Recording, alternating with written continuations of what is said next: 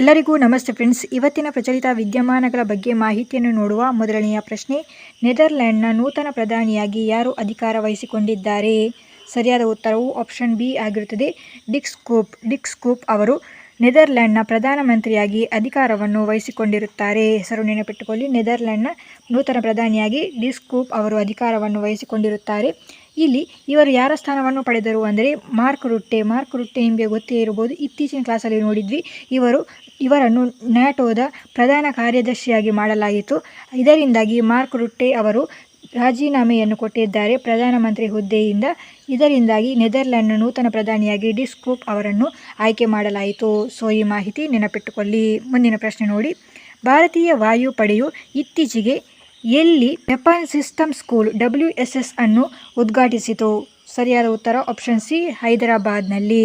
ಭಾರತೀಯ ವಾಯುಪಡೆಯ ಮುಖ್ಯಸ್ಥ ಆದ air chief marshal VR Chaudhari ಹೈದರಾಬಾದ್ನ ಏರ್ಫೋರ್ಸ್ ಸಿಸ್ಟಮ್ ಬೇಗಂಪೇಟ್ನಲ್ಲಿ ವೆಪನ್ ಸಿಸ್ಟಮ್ ಸ್ಕೂಲ್ WSS ಅನ್ನು ಉದ್ಘಾಟಿಸಿರುತ್ತಾರೆ. ಸೊ ಇಲ್ಲಿ ನೆನಪಿಟ್ಟುಕೊಳ್ಳಿ, ವೆಪನ್ ಸಿಸ್ಟಮ್ ಸ್ಕೂಲನ್ನು ಭಾರತೀಯ ವಾಯುಪಡೆಯ ಮುಖ್ಯಸ್ಥರಾದ ಏರ್ ಚೀಫ್ ಮಾರ್ಷಲ್ ಆದ VR ಚೌಧರಿ ಅವರು ಹೈದರಾಬಾದ್ನ ಏರ್ಫೋರ್ಸ್ ಸ್ಟೇಷನ್ ಆದ ಬೇಗಂಪೇಟ್ನಲ್ಲಿ ಉದ್ಘಾಟಿಸಿದ್ದಾರೆ.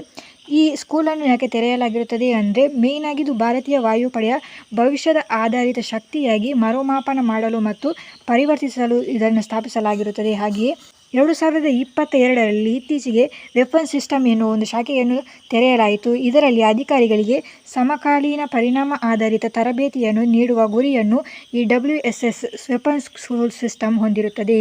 ಸೊ ಹಾಗಾಗಿ ಈ ಸ್ಕೂಲನ್ನು ಪ್ರಾರಂಭಿಸಲಾಗಿರುತ್ತದೆ. ಈ ಮಾಹಿತಿ ನೆನಪಿಟ್ಟುಕೊಳ್ಳಿ.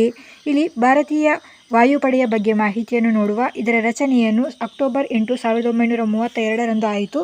ಇದರ ಮುಖ್ಯಸ್ಥರು air chief marshal Vivek Ram Chaudhary ಆಗಿರುತ್ತಾರೆ ಮತ್ತು ಪ್ರಧಾನ ಕಚೇರಿ ನವದೆಹಲಿಯಲ್ಲಿದೆ. ಸೊ ಈ ಮಾಹಿತಿ ನೆನಪಿಟ್ಟುಕೊಳ್ಳಿ. ಮುಂದಿನ ಪ್ರಶ್ನೆ, ಅದಕ್ಕಿಂತ ಮುಂಚೆ ಇಲ್ಲಿ ಡೈಲಿ ಕರೆಂಟ್ ಅಫೇರ್ಸ್ಗಳ PDF ಅನ್ನು ಡೌನ್ಲೋಡ್ ಮಾಡುವುದಕ್ಕಾಗಿ ನಮ್ಮ ಟೆಲಿಗ್ರಾಮ್ ಚಾನಲ್ಗೆ ಜಾಯ್ನ್ ಆಗಿ. ಟೆಲಿಗ್ರಾಮ್ ಚಾನಲ್ ಲಿಂಕ್ ಅನ್ನು ವಿಡಿಯೋದ ಡಿಸ್ಕ್ರಿಪ್ಷನಲ್ಲಿ ನೀಡಲಾಗಿರುತ್ತದೆ. ಮುಂದಿನ ಪ್ರಶ್ನೆ, ಪ್ರಾಣಿಗಳ ಸಂಪೂರ್ಣ ಪಟ್ಟಿಯನ್ನು ಸಿದ್ಧಪಡಿಸಿದ ಮೊದಲ ರಾಷ್ಟ್ರ ಯಾವುದು? ಸೊ ಇದು ಇಂಪಾರ್ಟೆಂಟ್ ಆದ ಮಾಹಿತಿ ಅಂತ ನೀವು ಟಿಕ್ ಮಾಡ್ಕೊಳ್ಳಿ. ಇದರ ಸರಿಯಾದ ಉತ್ತರ ಆಪ್ಷನ್ ಡಿ, ಭಾರತ ಆಗಿರುತ್ತದೆ. Fauna of India check list portal ಭಾರತದಿಂದ ವರದಿಯಾದ ಪ್ರಾಣಿ ಪ್ರಭೇದಗಳ ಮೊದಲ ಸಮಗ್ರ ದಾಖಲೆಯಾಗಿದೆ. ಇಲ್ಲಿ ಕ್ವಶನ್, ಭಾರತದಿಂದ ವರದಿಯಾದ ಪ್ರಾಣಿ ಪ್ರಭೇದಗಳ ಮೊದಲ ಸಮಗ್ರ ದಾಖಲೆಯನ್ನು ಏನೆಂದು ಕರೆಯಲಾಗುತ್ತದೆ ಅಥವಾ ಈ ಪೋರ್ಟಲ್ನ ಹೆಸರೇನು ಅಂತ ಕೇಳಿದರೆ fauna of India check list portal ಆಗಿರುತ್ತದೆ. ಈ ಹೆಸರು ತುಂಬ ಇಂಪಾರ್ಟೆಂಟ್ ಆಗಿರುತ್ತದೆ, ನೆನಪಿಟ್ಟುಕೊಳ್ಳಿ.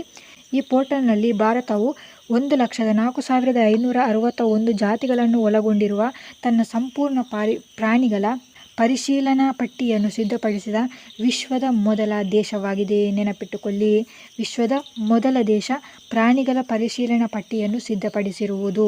ಅದು ಕೂಡ ಸಂಪೂರ್ಣ ಪ್ರಾಣಿಗಳ ಪಟ್ಟಿಯನ್ನು ಸಿದ್ಧಪಡಿಸಿದ ಮೊದಲ ದೇಶ ಭಾರತ ಆಗಿದೆ. ಇಲ್ಲಿ 1,04,561 ಪ್ರಾಣಿ ಜಾತಿಗಳು ಇದೆ ಎಂದು ತಿಳಿಸಲಾಗಿದೆ.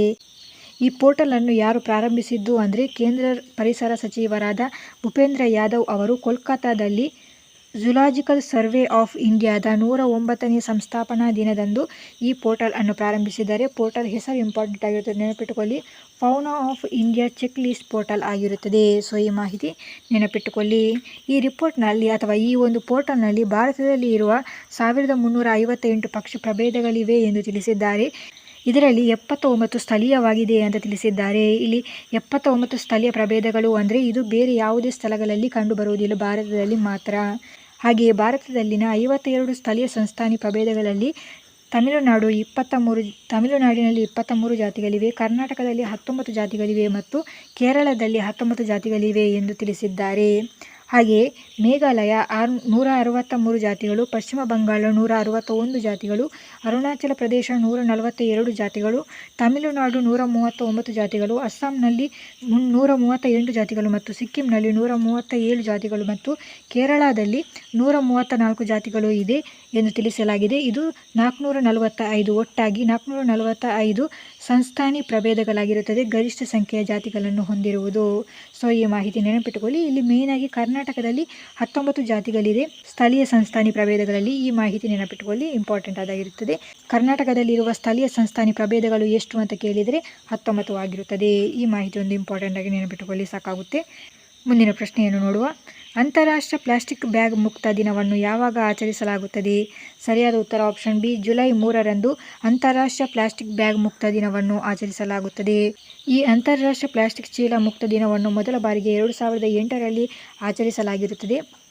ಇಲ್ಲಿ ಝೀರೋ ವೇಸ್ಟ್ ಯುರೋಪ್ ಆಂದೋಲನದ ಸದಸ್ಯರಾದ ಜೆಝೆರೋ ಅವರು ಅಂತಾರಾಷ್ಟ್ರೀಯ ಪ್ಲಾಸ್ಟಿಕ್ ಬ್ಯಾಗ್ ಮುಕ್ತ ದಿನದ ಆಚರಣೆಗೆ ಚಾಲನೆಯನ್ನು ನೀಡಿರುತ್ತಾರೆ. ಸೊ ಈ ಮಾಹಿತಿ ನೆನಪಿಟ್ಟುಕೊಳ್ಳಿ. ಮುಂದಿನ ಪ್ರಶ್ನೆ, ಭಾರತ ಮತ್ತು ಯಾವ ದೇಶಗಳ ನಡುವೆ ನೊರ್ಮ್ಯಾಂಡಿಕ್ ಎಲಿಫೆಂಟ್ ಜಂಟಿ ಮಿಲಿಟರಿ ವ್ಯಾಯಾಮವು ನಡೆದಿದೆ?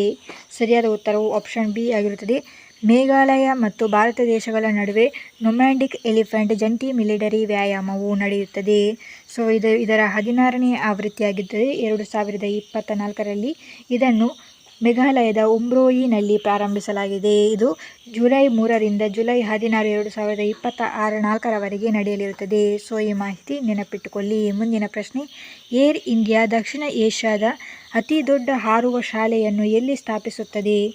ಇದರ ಸರಿಯಾದ ಉತ್ತರ ಆಪ್ಷನ್ ಎ ಅಮರಾವತಿಯಾಗಿರುತ್ತದೆ. ಇದು ಇಂಪಾರ್ಟೆಂಟ್ ಆದ ಮಾಹಿತಿಯಾಗಿರುತ್ತದೆ.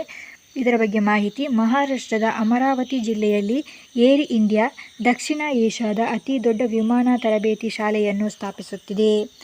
ನೆನಪಿಟ್ಟುಕೊಳ್ಳಿ, ದಕ್ಷಿಣ ಏಷ್ಯಾದ ಅತಿ ದೊಡ್ಡ ವಿಮಾನ ತರಬೇತಿ ಶಾಲೆಯನ್ನು ಎಲ್ಲಿ ಸ್ಥಾಪಿಸಲಾಗುತ್ತಿದೆ ಅಂದರೆ ಮಹಾರಾಷ್ಟ್ರದ ಅಮರಾವತಿ ಜಿಲ್ಲೆಯಲ್ಲಿ. ಸೊ ಇಲ್ಲಿ ಯಾರು ಸ್ಥಾಪಿಸುತ್ತಿದ್ದಾರೆ? Air India. ಯಾರೊಂದಿಗೆ ಜಂಟಿಯಾಗಿ ಸ್ಥಾಪಿಸುತ್ತಿದ್ದಾರೆ ಅಂದರೆ ಮಹಾರಾಷ್ಟ್ರ ಏರ್ಪೋರ್ಟ್ ಡೆವಲಪ್ಮೆಂಟ್ ಕಂಪನಿಯೊಂದಿಗೆ ಜಂಟಿಯಾಗಿ ಇದನ್ನು ಸ್ಥಾಪಿಸಲಾಗುತ್ತಿದೆ ಅಥವಾ ಸಹಭಾಗಿತ್ವದಲ್ಲಿ ಸ್ಥಾಪಿಸಲಾಗುತ್ತಿದೆ ಅಂತ ಹೇಳಬಹುದಾಗಿರುತ್ತದೆ. ಇದರಲ್ಲಿ 200 ಕೋಟಿಗೂ ಹೆಚ್ಚು ಹೂಡಿಕೆಯನ್ನು ಮಾಡಲಾಗುತ್ತಿದೆ ಎಂದು ತಿಳಿಸಿದ್ದಾರೆ.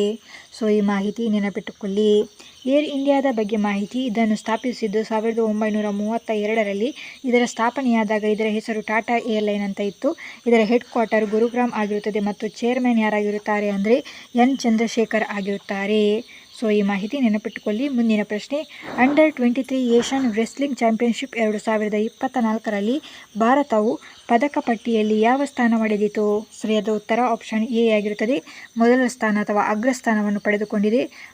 ಭಾರತವು ಜೋರ್ಡನ್ನ ಅಮ್ಮಾನ್ನಲ್ಲಿ ನಡೆದ 23 ವರ್ಷದೊಳಗಿನ ಅಥವಾ ಅಂಡರ್ 23 ಏಷ್ಯನ್ ಕುಸ್ತಿ ಚಾಂಪಿಯನ್ಶಿಪ್ 2024ರಲ್ಲಿ ಮೊದಲ ಸ್ಥಾನ ಅಥವಾ ಅಗ್ರಸ್ಥಾನವನ್ನು ಪಡೆದುಕೊಂಡಿದೆ.